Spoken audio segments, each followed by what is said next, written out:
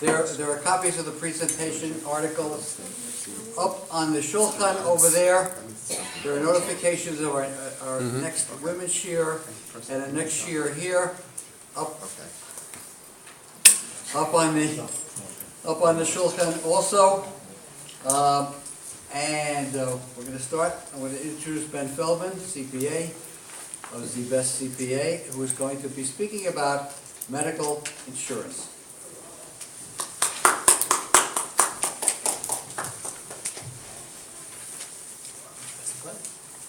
Okay. Thank you everybody for coming. I know it's very hard to come out, especially on a weeknight. And thank everybody for coming. As this is the 2013 health insurance update. I did the update last year. I'm very happy that I don't have to do this a second time like last year, because last year, the first time I was scheduled, we had the only snowstorm of the year, and then I had to come back a few weeks later and give the same speech over. So welcome again. If anybody wants a copy of the presentation, there's an article which actually came out today after I already did the presentation that's there also, so in regards to Obamacare. So you're welcome to take it home, take it with the presentation going on. Okay.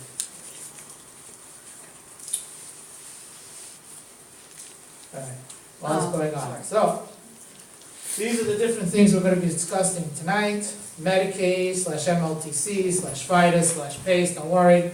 All the acronyms will be explained later on. Medicare Part A and B, Medicare Part C, Medicare Part D, Medigap, PPO, EPO, HMO, and everybody's favorite, which is probably why everybody's here anyway, PPACA, also known as Patient Protection and Affordability Care Act, also known as Obamacare. Now, the reason I'm doing that one last is if I did that one first, I'm sure almost all of you will be running out of here, calling your friends and telling them to demand that congressmen and senators either repeal Obamacare or shut down the government until it gets repealed. But, I guess that was tried and not working out. But anyway, let's leave that one for last. Okay, so we're only going to discuss New York State Medicaid, but basically there are 54 different Medicaid programs in the United States. Each state has their own program. We're going to discuss New York State because that's where we're currently in. So in New York State, Medicaid is paid for 50% by the federal government, 25% by the state of New York, and 25% by your county. So that's why when you file Medicaid applications, you're filing it to whatever county you reside, as opposed to one state location. So every governor has basically come up with the same question. Why is Medicaid so expensive in New York? New York is not the most populous state, but yet in 2009, when Governor Cuomo took office, 2011 took office, 2009, which is the last time they basically did this survey, they had New York was spending somewhere around $5,400 per Medicaid participant. And California, which was number 2, which is obviously the most populous state, was only spending $1,700, which is more than 3 times the amount. So the question always was, why is New York State so expensive? So Governor Cuomo, when he got elected, his plan was to cut Medicaid funding. He wanted to slow the growth. He wanted to reduce as much funding as possible for Medicaid, simply because the outcomes in New York weren't as great as everywhere else, and we were spending 3 times the amount. So he hired Jason Helgerson, who was the Medicaid director in Wisconsin, to be the Medicaid director here in New York, and he was given 6 weeks to come up with a way to redesign Medicaid. So he came up with this Medicaid redesign team, which was basically different providers. He had the president of ENS, the president of North Shore LIJ, the president of Health Association New York, the president of 1199, which is the Healthcare Workers Union, amongst others who were on this Medicaid redesign team. And the way they came up with was to create Managed Long-Term Care Plans, which is MLTC. So, as of July 1, 2012, it started off in New York City, and anyone who needed 120 days of skilled nursing type facility, nursing type care in the community, meaning they need home care, they need adult daycare. So these people were going to be have the option of enrolling in managed long-term care. They gave to everybody until October 1, and then they started auto-enrolling people borough by borough. As of January 1, 2014, which is now the second phase of this program, anyone else who's in Medicaid is going to be moved to these managed long-term care plans. Moving on to the next slide. So, Does that include nursing homes? community Medicaid. We didn't get to nursing home yet. So only speaking about people in the community. The next phase is going to be President Obama has decided he wanted to run out a program of how to reduce Medicare. Because Medicare, the way it's designed today, is pay now and ask questions later, which leads to a lot of fraud out in the world. And as a matter of fact, there are 6 task forces that have been set up by the Centers for Medicaid and Medicare Services and the Office of Inspector General. And one of those offices happens to be located in Brighton Beach, Brooklyn, who happens to have the highest per capita ratio of providers than the entire United States combined. It's just in Brighton Beach, Brooklyn. So that's why they set up over there. And so he's looking for ways to reduce funding. And one of the ways that he feels he can reduce costs or reduce fraud is by making plans that will take care of the Medicare and Medicaid portion, which is called FIDA plans. FIDA stands for fully insured, dual eligible, advantage plans. Basically, the way that they are presenting these FIDA plans is simply that you're going to have one case manager for the insurance company who can deal with everything. Because right now, if you're on Medicare HMO, let's say you're on Oxford, and you also have a Medicaid HMO as your secondary payer, so you have one case manager from Oxford, you have one case manager from the Medicaid, and the hospital has to call this person, and the nursing home has to call this person, and the home care has to call a third person. And with this, they're supposed to have only one person who could deal with your care from soup to nuts, and they feel that's going to be beneficial to the person, which is why they're rolling it out. This is a demonstration program. It's going to last for 4 years. If it's successful, it's going to remain. Usually when the federal government runs demonstration programs, if it's not successful, they claim it's successful, and it stays anyway. So, come July 1, 2014, which is about a little bit less than 9 months from now, the FIDA plans are going to start rolling out in the FIDA counties in New York, which are the 5 boroughs in New York City, Nassau, Suffolk, and Westchester counties. These, as of July 1, 2014, if you're dual eligible, meaning you have both Medicare and Medicaid, you can sign up for one of these plans. Come October 1, 2014, if you haven't signed up willingly, you're going to start being auto-enrolled into these plans. Now, if you already are in a managed long-term care plan, it's not really going to make a difference to you other than the fact that the managed long-term care plan is now going to take care of your Medicare portion, meaning your doctors, your hospitals, the nursing homes, home care, whatever Medicare would cover, they're going to take care of. And of course, because FIDA is optional plan, you will have the option of opting out of the Medicare portion of FIDA, but they're going to strongly encourage that you do not. Now, let's talk about the community. We all know nursing homes are totally different animals. And basically, the way they're rolling out these managed long-term care plans in the nursing homes, just to go a little quickly with that, is if you are a long-term patient in a nursing home as of December 31, 2013, everything's going to stay the same for you. Nothing's going to change. If you are in the nursing home under Medicare Part A stay, so you fell in the community and you broke your hip, you had hip replacement surgery, and you went into the nursing home for rehab after your hip replacement surgery, and now you need to stay long-term. But now you come off of Medicare January 15th of 2014, you're going to have to enroll in a managed long-term care plan. If you were long-term in the nursing home on Medicaid as December 31, 2013, you stay where you are. Next slide. Why do we have to come off Medicare? That's the plan. Then, on April 1, 2015, anyone who's in the nursing home who was not there as of December 31, 2013, or was not long-term, will be auto-enrolled into these FIDA plans. And the same thing happens in communities that happen in the nursing home, you'll be auto-enrolled. If you're already on a managed long-term care plan, it's not really gonna make a difference. You're not gonna see any difference in the nursing home, other than the fact you no longer have Medicare. You will now have these managed care plans. And of course, there's always differences between managed care and Medicare, but we'll get to that later.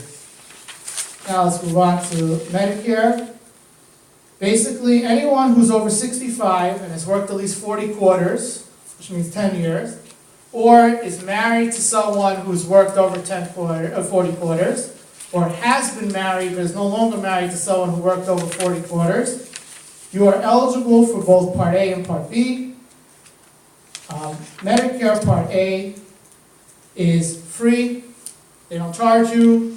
If you don't have the 40 quarters, you can always, and you're over 65, you can buy into Part A. But otherwise, if you've been working for at least 10 years, or your spouse has worked for 10 years, let's say you stayed at home with the kids, then you qualify for Part A for free. Medicare Part B, you have to pay for it. And under President Bush, they went from having Medicare Part B being a flat rate that everybody paid regardless of income to being the rate being income-based. So in 2013, the cost is between $104.90 a month and $335.70 per month. And of course, the rates are all based on your tax rates and tax brackets of 2011. And if you look at the differences, you'll see that the rates they charge you for Part B is exactly like the tax bracket. You'll see, if you're in the 10% tax bracket, it costs you this, you're 15%, it costs you this, and you'll see that's how they broke it up.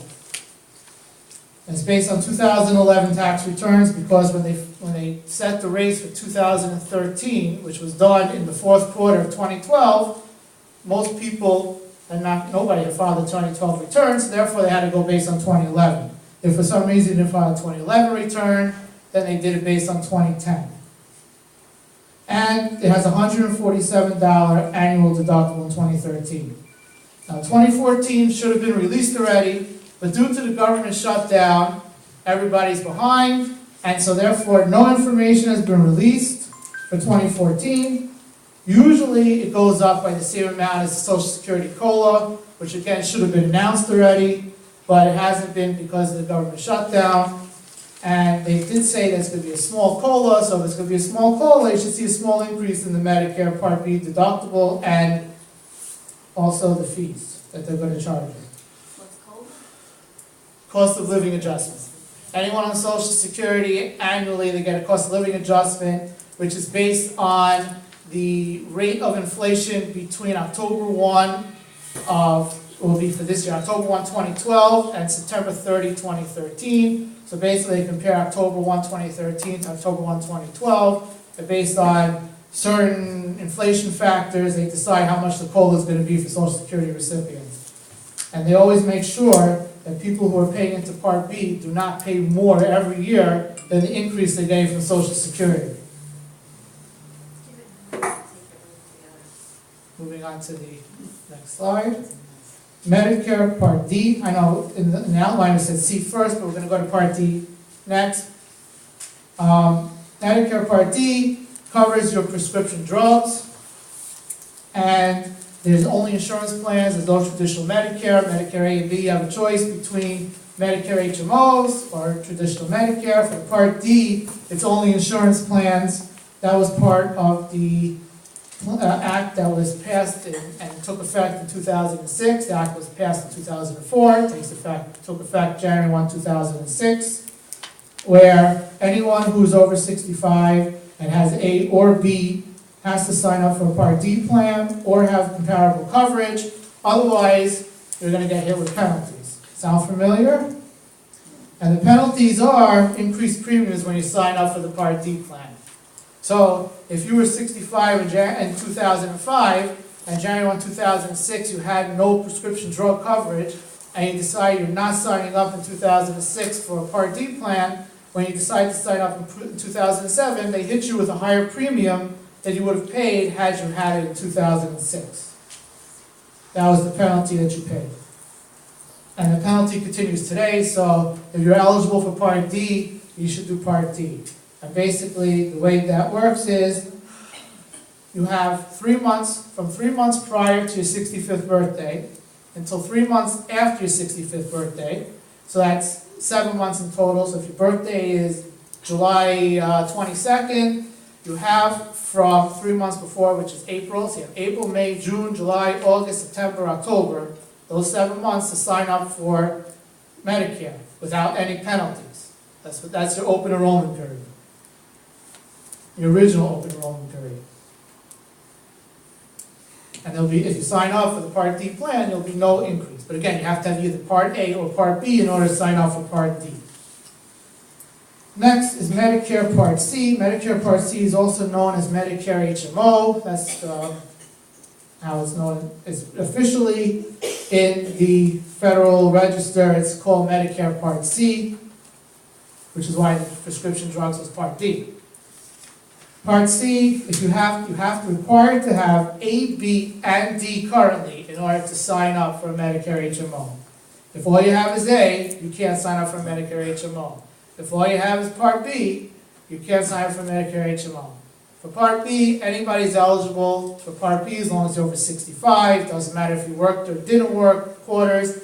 Either way, they're charging you, so it doesn't make a difference to Medicare. Part A is the only one that matters, whether or not you have worked the 40 quarters. Then Medicare Part C, Medicare HMO is just like regular insurance. You know, you're working, your employer provides health coverage, so that's the same thing. You know, you have premiums, you have a minimum they have to provide, there's maximum plans, there's all kinds of different levels, there's co-pays to the doctors, there's co-pays to the pharmacy, there's co-pays to, you know, everything, there's co-insurance, and it's basically the same as the regular HMOs that you have from your employer. Next slide. What's the difference between that and Medicare Advantage? Medicare Advantage is Medicare Part C. Oh, that's what it is. Yes, Medicare Advantage, Medicare Part C. That's not if you're working. It's No, you're not eligible if you're working. Well, that's not true. You are eligible if you're working. You have to be over 65 to be eligible. Okay, the only exception to the rule of being 65, which we'll get to later on, there is an exception to the rule, that's the general rule. Moving on, let's see. What's the differences between traditional Medicare and Medicare HMOs? Or Medicare Part C, Medicare Advantage plans, however, the vernacular they go by, each company calls it differently because, you know, they don't want to be known, some of them don't want to be known as Medicare HMO, it just doesn't sound politically correct. So they call it Medicare Advantage plans. Basically, there's a bunch of differences. Number one, on traditional Medicare, they only cover a portion of the costs. They leave you with big co-pays. For example, I have here for Part A, in the hospital, for the first 60 days of any year that you're in the hospital, so 60 days over the entire year, you have a one-time co-pay of $1,184. So if, let's say, you're in the hospital from January 1 to January 15, and then you go back to the hospital March 1 to March 15, you already paid the copay for the first one, you're not going to pay a copay again until you're day 61. Day 61 to day 90, they charge you $296 per day, so you have the $1,184 you paid for the first 60 days, now you're paying $296 per day for the next 30 days, and then if you're there over 90 days, they have an even higher copay, $596 per day. It's basically they don't want you in the hospital, because the hospitals are very costly. In the nursing homes, so for day 1 to 20, they pay the nursing home in full. On days 21 to day 100, because you're only allowed 100 days on Part A in a nursing home at any one time, it's in 2013 it's $148 per day, but the new rate was supposed to be out, but again, because of the government shutdown, they didn't announce what 2014 copay is going to be at this point. And for Part B, you have the $147 deductible that you have to hit the first time.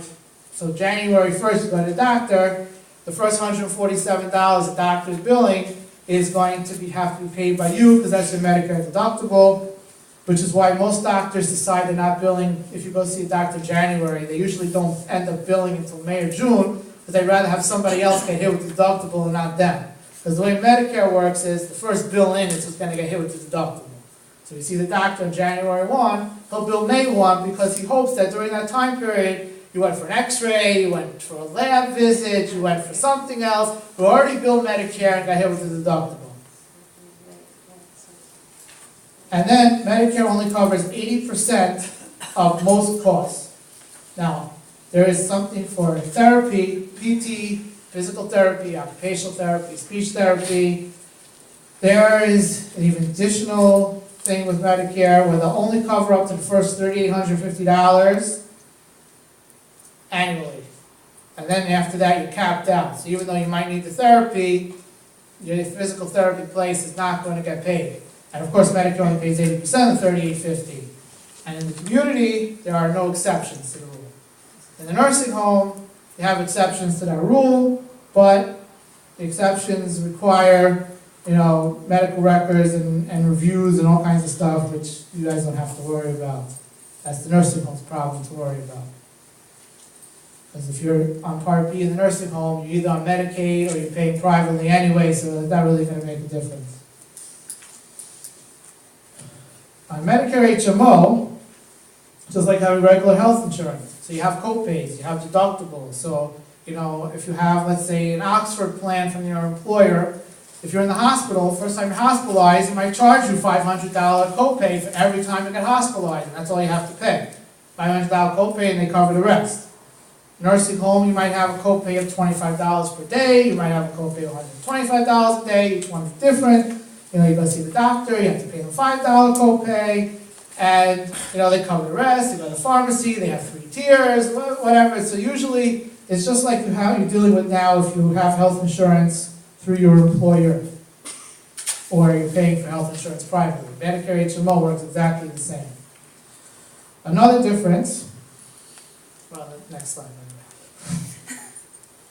Another difference is that in traditional Medicare, the providers decide what the course of treatment is and how long the course of treatment is. Medicare HMO is just like a regular health insurance. They decide what they're going to pay for. So if the doctor decides you need an MRI, but the insurance company doesn't agree with the doctor, they're not approving the MRI. If you're Medicare, you're going to get the MRI because the doctor wants you to have the MRI. If if the doctor in the nursing home, go back to that broken hip. You're going to the nursing home for rehab. You're going to stay in that nursing home for rehab until the nursing home feels that you've maxed out your therapy, that you've got everything you can have. So if you need 50 days, you're going to have 50 days. You need 100 days, you're going to have 100 days. With the Medicare HMO, it's just like traditional, just like regular health insurance. You walk 30 feet with a walker, and they're saying, you can finish your therapy at home, because it's cheaper for me to pay for it at home. Get out of the nursing home. You don't belong there anymore. Right. And they kick you out of the hospital, too. So it's just like what you have now through your regular health insurance. Next slide. Another difference is very simply, Medicare is pay first and ask questions later. So, your provider, you go to the doctor decides you need an MRI, you need a CAT scan, you need lab work, you need blood work. You're going to go for it, Medicare's going to pay, and then later on Medicare might come back and do some post-paid probe and decide was it really necessary to have the MRI, and if they decide not, they'll take the money back, if they can find the provider. Now that's the whole reason there's this Medicare fraud, is that people set up shop, they become Medicare providers, they claim that they're providing services they don't provide, and after they collected a certain amount of money, they feel that they've used up, whatever allotment they can have. They close up shop and disappear, and Medicare can't find them to collect back the fraud. So it's pay first and ask questions later. Medicare HMO is ask questions first and maybe pay later. Because, as I like to joke around, HMO's job is to collect premiums from you, but not pay the providers. And these Medicare HMOs are just like every other HMO, where the first time the provider sends in the bill, it goes filed in the circular file, or the garbage can, and they claim they never received it. And then the provider has to keep following up and chasing them, and I don't know how many of you have been following stories in the newspapers and on the internet, but there are providers who have decided to opt out of health insurance because under private pay, if they only charge you privately, paying them out of pocket, number one, they can charge you less, they can negotiate rates with you as much as they want, whatever you can pay, they can negotiate payment plans, and they need very little staff. They'll need a receptionist, they might need a nurse, it's all staff that's hands-on. Receptionists to take appointments. As opposed to needing billing companies and billers and all kinds of other people who are going to spend their whole day getting authorizations so you can get your test. And paying and going after the insurance companies, they can pay the providers.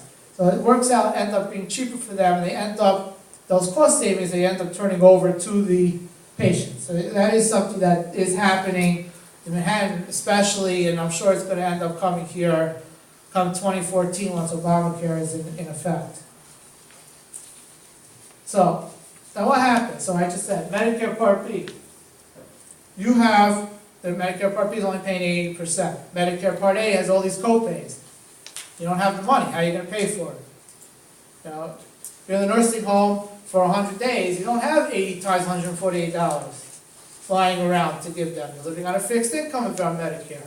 Most likely you're on a Social Security. Most likely you have a pension. But how much money are you getting in every month? You're not getting in, $10,000 a month.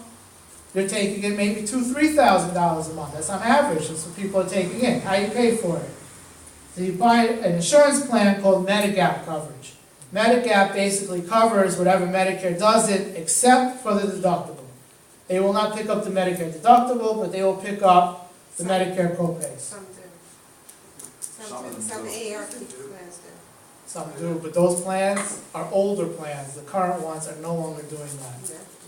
And the same thing. Prior to 2006, some of these Medigap policies offered a prescription drug coverage, because Medicare didn't offer prescription drugs.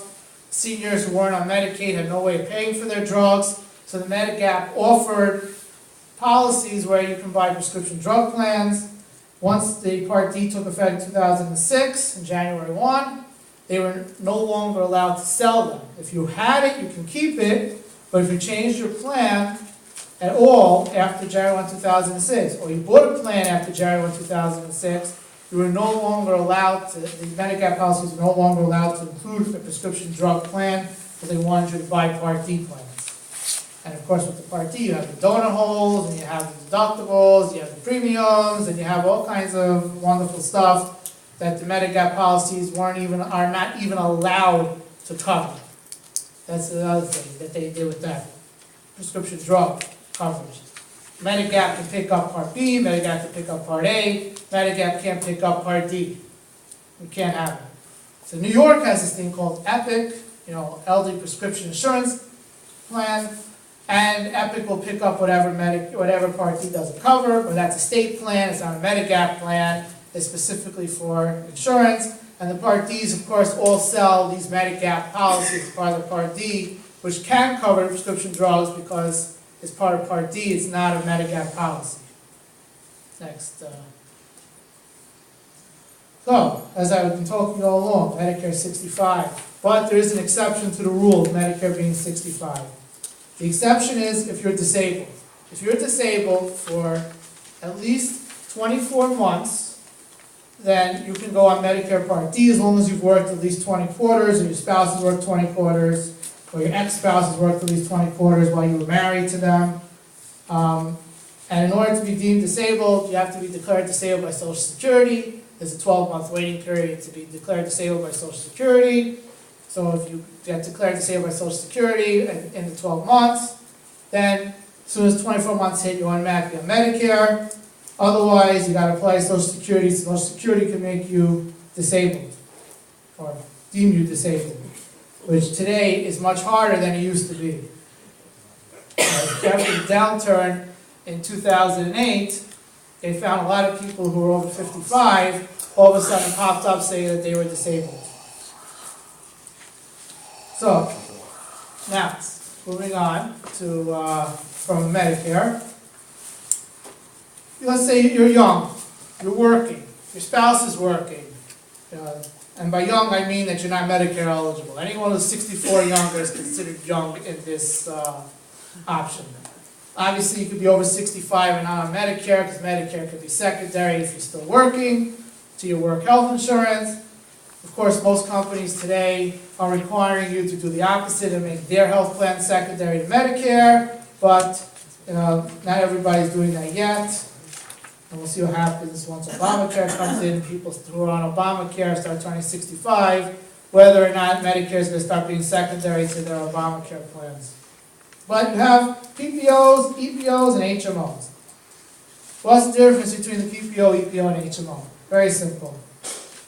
PPO allows you to go to any doctor, whether in-network or out-of-network. Obviously, if it's out-of-network, they're going to hit you with some kind of co-insurance. They're not going to pay everything. In-network, all you're going to have to pay is whatever your copay is. That's all you have to pay. In-network, out-of-network, there's some kind of co-insurance, plus the copay that you have to pay. Most places it's 20% co-insurance, some places 30% co-insurance. So if your bill is $1,000, you have to pay $200 and $300, depending what your co-insurance is.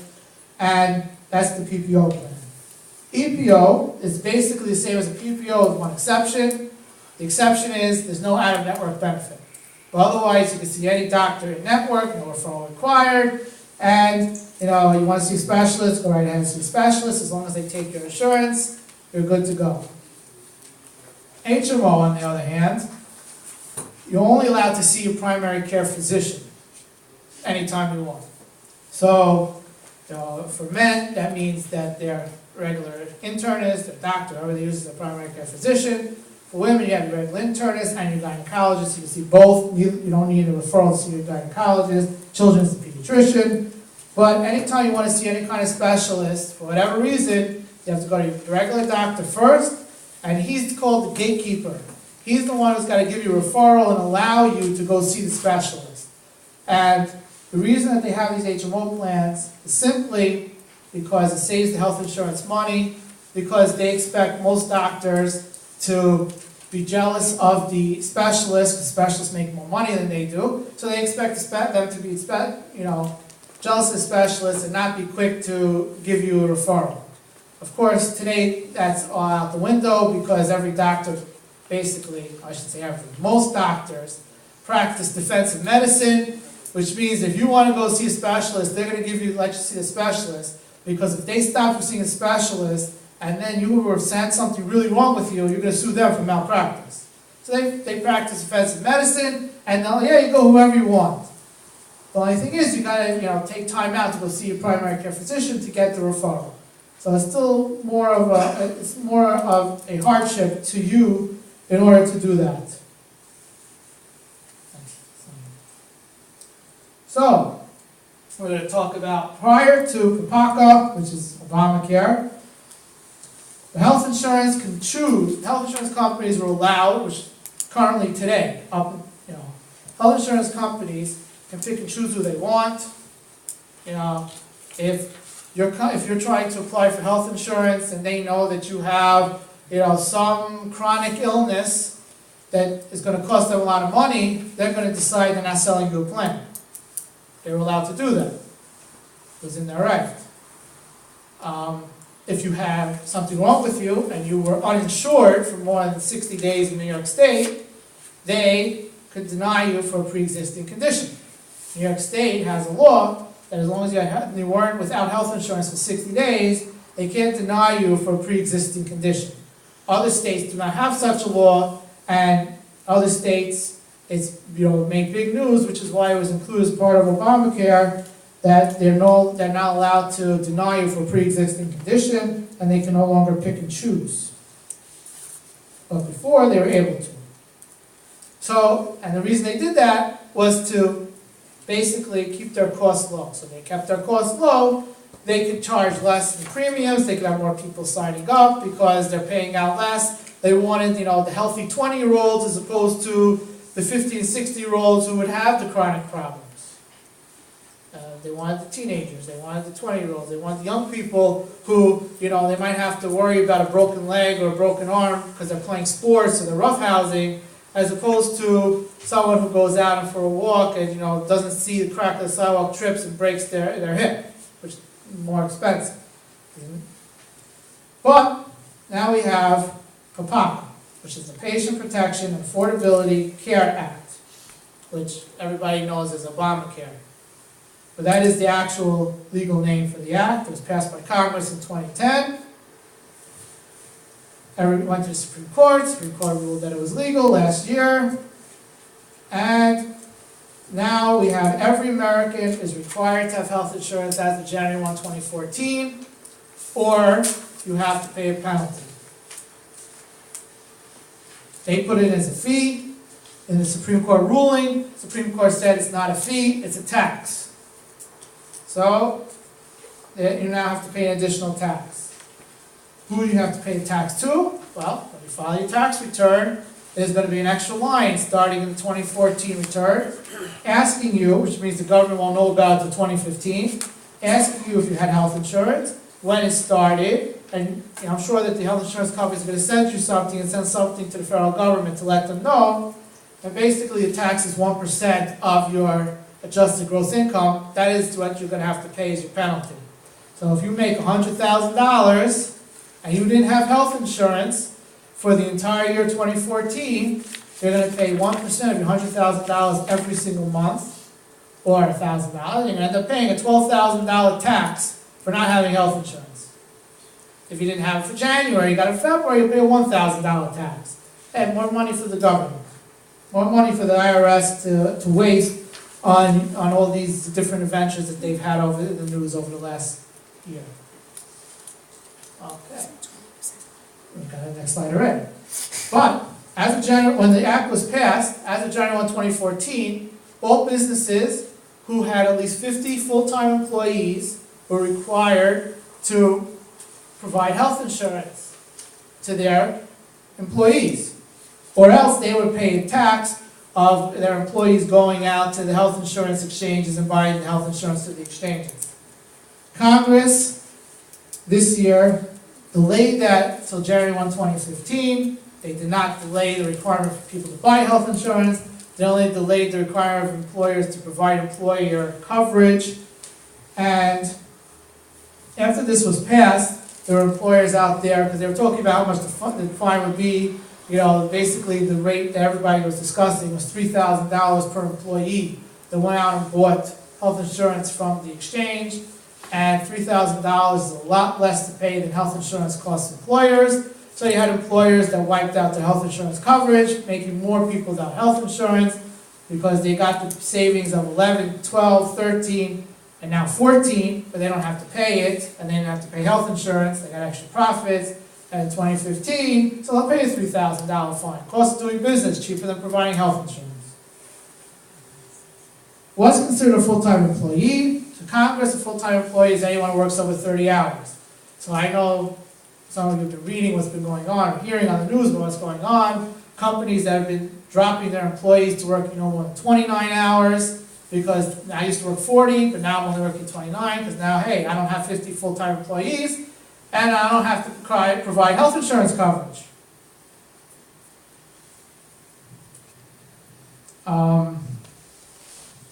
If your employer does not provide health insurance coverage, you need to go to the exchanges. And so the states were given the opportunity to set up their own exchange, or the federal government, or use the federal government's exchange. Now, I don't know how many of you have been listening to what's going on out there since October 1, but the federal government exchange has been dropping more often than the stock market has been dropping. They've been dropping more often than the planes landing at LaGuardia Airport. It's insane how it is. The insurance companies are claiming even people who can get through and fill out the applications aren't even filled out they're getting garbled, it's a total absolute mess. But in New York State, you don't have to worry. Next slide, please.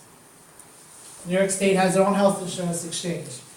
And the website is here, it's in the slides. Like I said, the slide's up there. You can take it home. There's a website there, it's listed there.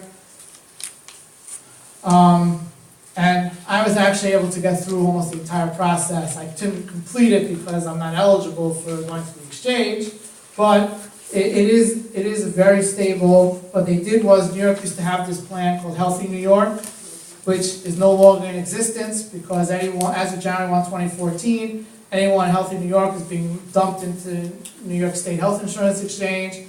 And all New York State did was change the website address for Healthy New York and make it their health insurance exchange.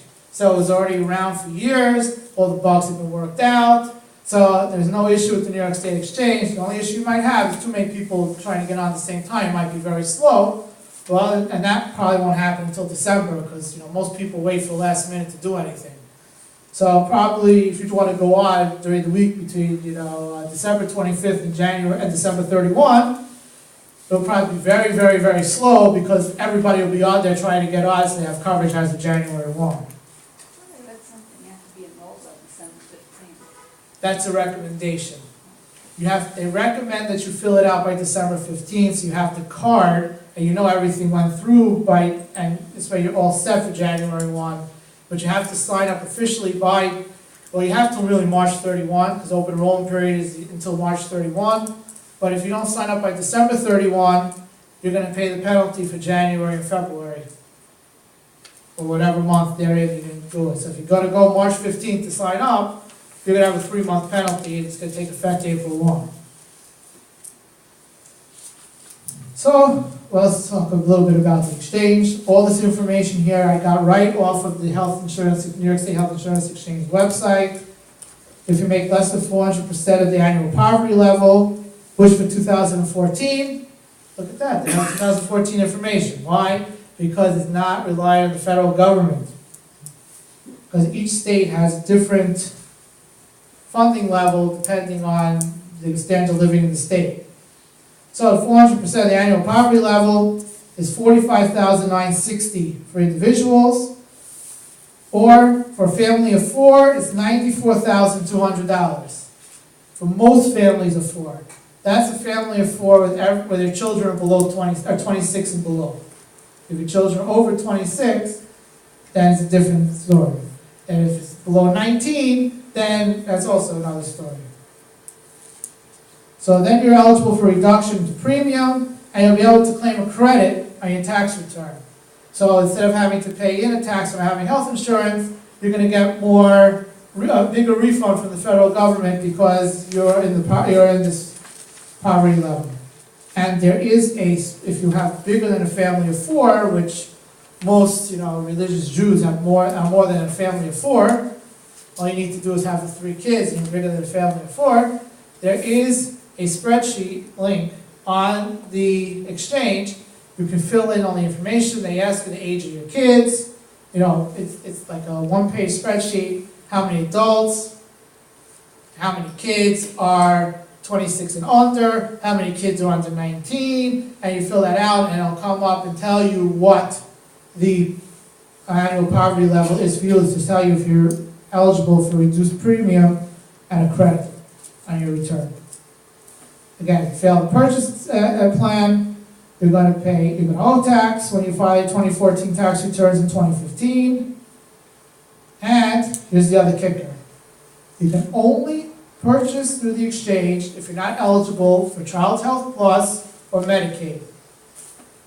So if your income is below $208 a month for a family, for an individual, then you can't go to the exchange to buy health insurance, you got to apply for Medicaid.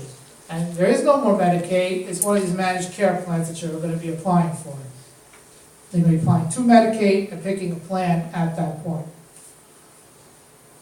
And you can purchase through the exchange even if your employer offers health insurance. So if your employer offers you health insurance and you say, I can't afford the health insurance, it's too expensive, I'm going to go out to the exchange so I can get a cheaper plan on the exchange, then you're more than welcome to do so.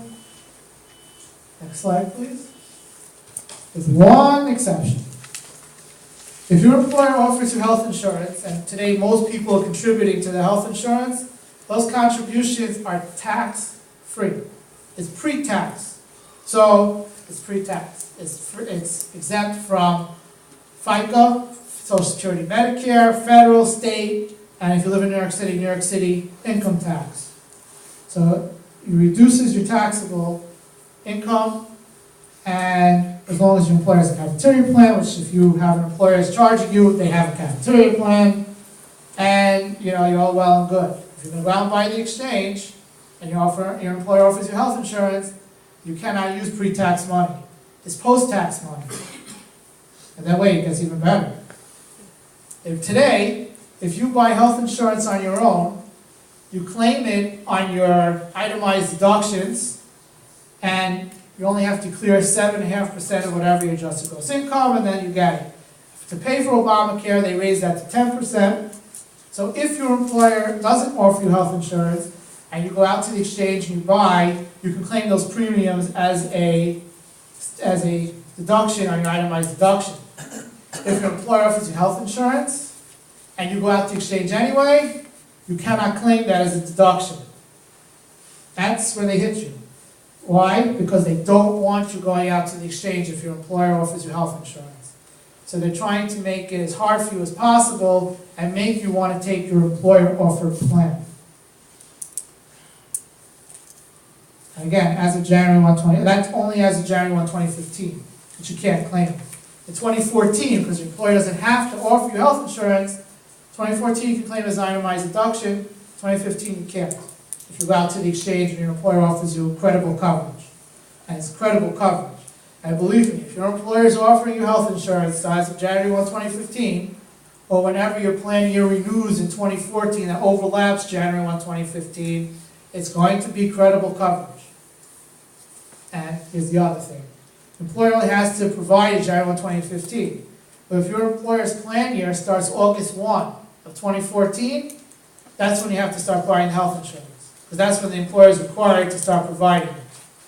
He's not going to have to pay a tax for that August to December, but whenever his plan year renews in in 2014, and it goes into 2015. So if the plan year renews February 1, it goes to January 31, 2015, you have to sign up February 1, 2014. He has to offer it to you. If in March, April, whatever it is in 2014, he's going to be required to offer it to you because there is no second time that the employer has an open enrollment period. Some employers have biannual open enrollment periods, twice a year, but most do not.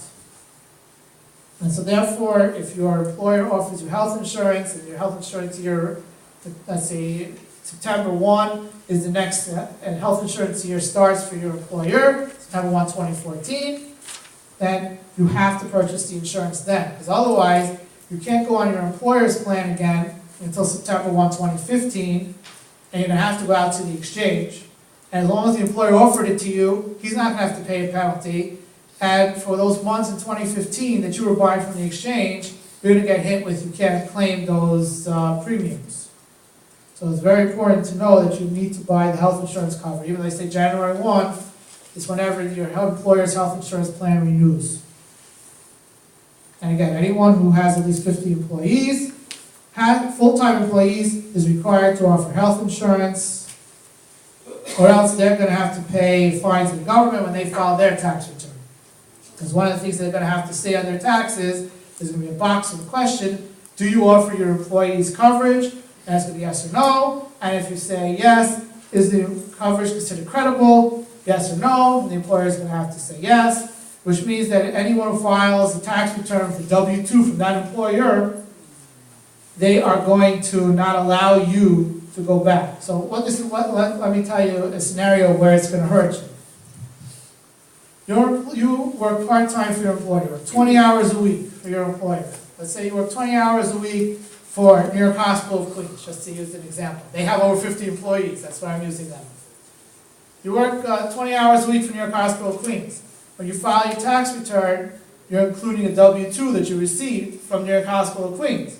You're gonna go and try and claim the credit for whatever you went out to the exchange, because you're not eligible for your employer's plan. He doesn't have to offer it to you, you don't work 30 hours. So even though he has to offer it, he doesn't have to offer it to you if you want the 30 hours. And you're not part of the union, you're a non-union employee. You're gonna file your tax return. You went out to the exchange. You're gonna claim the premium on your itemized deductions. IRS is gonna disallow it. Or if they pay you, they're gonna come back and disallow it, send you a letter disallowing it, and want you to prove that you weren't eligible for your employer's plan. Now, good luck in trying to get a letter from your employer if you're not working for them anymore, and that you were working less than the 30 hours, and so they didn't have to do it to you. Just something to keep in mind that you're gonna have to deal with in 2015. Not in 2014, but in 2015 when you file your 2015 taxes in 2016. Go on to the next slide. Don't your pay stubs show how many hours you work? Nope. Nope, pay stubs does not. It shows how many hours you work. Nope, it tells you how many hours they paid you for that period. But again, you're gonna have to prove to the IRS that you worked less than the 30 hours, and so your employer didn't have to provide health insurance to you. But the pay stub shows how many hours you work. But the W-2 does not. Okay, but you can prove it by showing them the pay. But again, you're gonna have to prove it. Not the pay stub, you show it. But you have to go through the process of showing them, and proving it.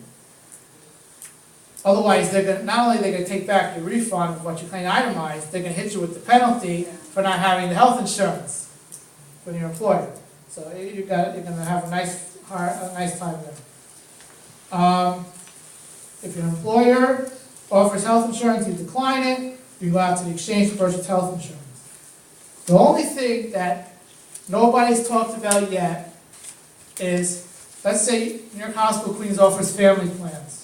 They give every employee single, but they have family plans. You can purchase the difference between a single and family plan, but it's too expensive. You don't want to buy the plan for your spouse and your kids. You're only going to take it for yourself, and you're going to go out to the exchange to get insurance for your spouse and your kids because the spouse's employer doesn't offer health insurance. Nobody said anything what's going to happen. Are they going to allow you to claim that? Or are they going to hit your spouse? Or are they not going to let you claim it? Because maybe you should have bought the family portion of the plan from your employer. That's a wait till we see what happens in 2016. Once it happens the first time, then we'll see how the IRS does with it. And knowing the IRS, they're going to disallow the deduction, and you're going to have to hire a tax attorney, go to tax court, and fight it. And it's going to take years and years and years and years until it gets overturned. And it's something to keep in mind. Who knows, 2016 is the next, 2014 we have a new Congress, things can change, depending on who gets voted in, who gets voted out. Personally, I think we should vote them all out after what they just did. Not only should they vote them out, but we should ask the president to resign after this whole debacle of government shutdown. Maybe the best thing is not to take the deduction, because it's not going to be worth the while. Possible. Now, if you had health in New York prior to January 1, 2014, as I mentioned, it's going to be replaced in the exchange. So if you have health in New York, you're going to have to go out to the exchange and buy new health insurance. Don't expect it to automatically roll over. That's according to the website on the Health Insurance Exchange. I'm sure the health insurance brokers in the room know if that's really the case, but that's what the website says. And then, this is something else that Jason Helgerson has been telling everybody. Again, he's the head of Medicaid. His ultimate plan and ultimate goal is to take this health insurance exchange and make it a one-stop shop. So which means right now you can't apply for any of these plans if you're eligible for Medicaid. His plan is to include Medicaid on the exchange as one of the different health insurances that's offered. And if you're eligible for Medicaid, you're going to file your application electronically through the health insurance exchange. That is their ultimate goal. They're not doing it today. They want to make sure that the Obamacare plans roll out. You know, they're not the federal government. They want to make sure that at least there's some rhyme and reason to what they're doing, and they're gonna wait to make sure everything works properly before they dump Medicaid on it, because dumping Medicaid on it means you're gonna add a lot more to it, because annually, everyone who's on Medicaid has to reapply every single year. So if you're gonna add them to whoever's going out to the exchange, you're talking about a lot of people going on these exchanges. They wanna make sure that everything rolls out smoothly before they add Medicaid on. So that's probably not gonna be until 2016 or 2017, somewhere down the road, but that is their ultimate plan and goal. And, next slide, please. I'd like to thank everybody for coming tonight. You know, I know it's a lot of information. My contact info is here. Again, I have slides on the Primo. Attached to the slides is a article, as stapled to the slides, an article, Obamacare versus your employer plan. It's an article that was on MSN Money that was printed on Friday, so it included in the plans. There's a second article up there, which is called Obamacare's Rocky Start, What You Need to Know. That was put out today, so you have a second handout there. You know, if you're interested in reading it, it's from NBC News, and it talks about all the issues that have been going on with the exchanges and Obamacare. I guess this paper is going around if anybody has any questions. If you're shy, you can always come over to me later. My business card, and there's also magnets on the table in case you don't want to take home the whole package. You can take that home. You can always call me, you can email me. I have to tell you, I'm much better at email than phone calls, so you're better off emailing me, because email I will respond quickly. Phone calls, I can't promise you're going to get a return call right away. And I guess we'll, thank you. If you have questions, you're best off writing them down if you can, and we'll deal with them that way. We'll start. The question is, Should do it? the president said that if you like your plan,